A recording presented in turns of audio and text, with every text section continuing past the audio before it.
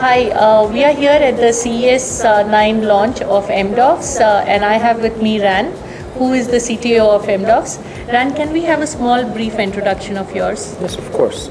So I joined Amdocs approximately a year ago, and since then we've been working, and before that even on CS9.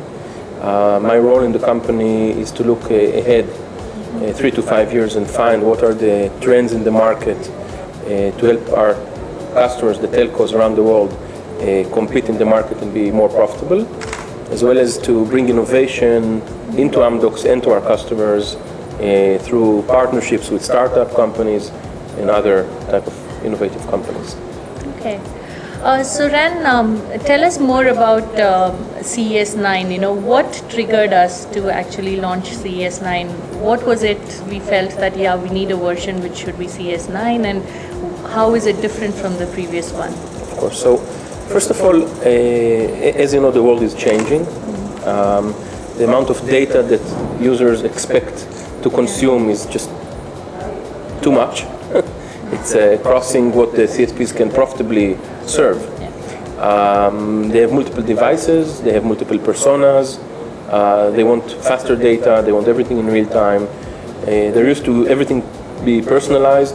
Their phone is more important than their wallet. If they forget the wallet at home, they won't go back, but without the phone, they won't know where they need to go, how to get there, what the next thing they need to do. It's a personal device more than anything else. And they have those expectations from the telcos, and the telcos need to adapt to that.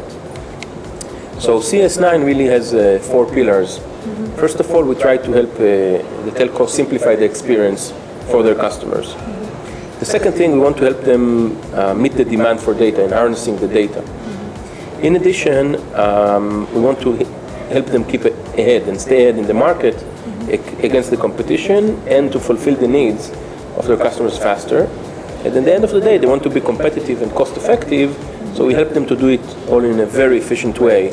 And those are the 4 pillars of version 9. Okay. Under each one of them, there are new innovations. For example, under Simplify Experience, we have a new multi-channel self-service application that the telco can develop once and deploy on multiple devices. It can be on a tablet, a phone, on the PC, and everything developed only once.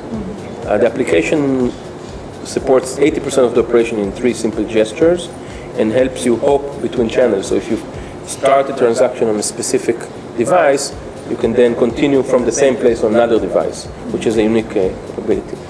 Another thing on the Simplify Experience is that we provide proactive care to the customers. So we look at all the data that the telco has and leverage it for the benefit of the customer, instead of giving him a bill shock at the end of the month and then having to settle it through calls to the contact center. We can find it ahead of time, and through business policies that business users can define, find what is the right proactive action to take in order to get the customer satisfaction higher, and therefore the net promoter score higher, and then the revenue higher. So these are just a couple of examples. So in your presentation, I noticed that you said we've done some pilots with some of the customers. How was that experience while doing the pilot? Do you think we are there, you know, this is it, this is the big thing, we've done it, and it will bring some kind of change to the challenges in the industry?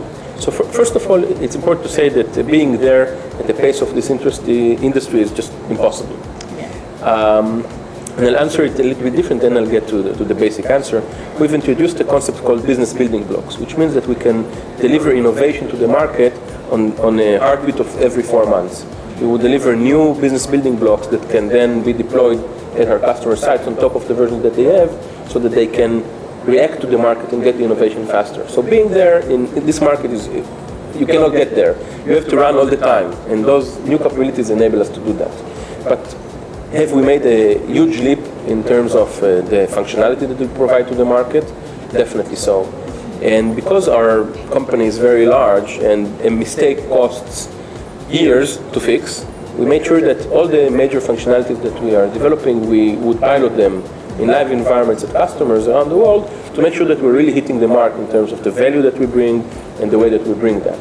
So yes, for example, for proactive care that I mentioned before, we did run a couple of pilots with great results.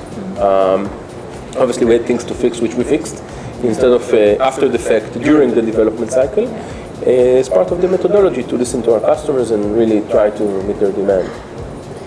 You've been in India for close to a week now. You've been going and meeting a lot of service providers. How do you see CES 9 helping the challenges of the service providers in India?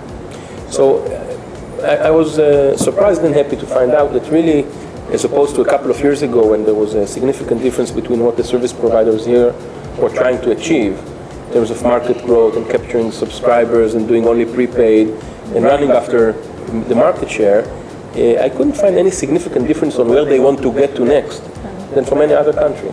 Which means that CES 9, which is really a leading platform around the world, can give them what they need in order to get there. So I was happy to see that people are talking about LTE and small cells, and all the buzzwords that I'm hearing everywhere else in the world is really things that customers here are seeking help in order to deliver. So now what next, Ran? What are you working on, the next big thing?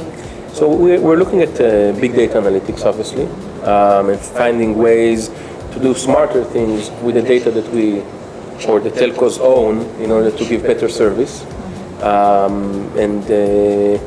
We're looking at trends that are out 3 to 5 years, as I said, part of the CTO office role. For example, software-defined networks, network function virtualization, things that would change the way that data is being delivered. Because if we go on with the way that we deliver data to customers today, the graph is very simple. It's not going to be profitable, and we can't cope with it. So things need to happen in a different way. Support of Wi-Fi, heterogeneous networks, everything that, again, I spoke with the CSPs here. They're top-notch in terms of where they want to get to. Okay. How do you find India? Fun, good hosting. That's it, I think. Thank you. Thank you so much. Thank you to Aegis TV for this interview. Thank you.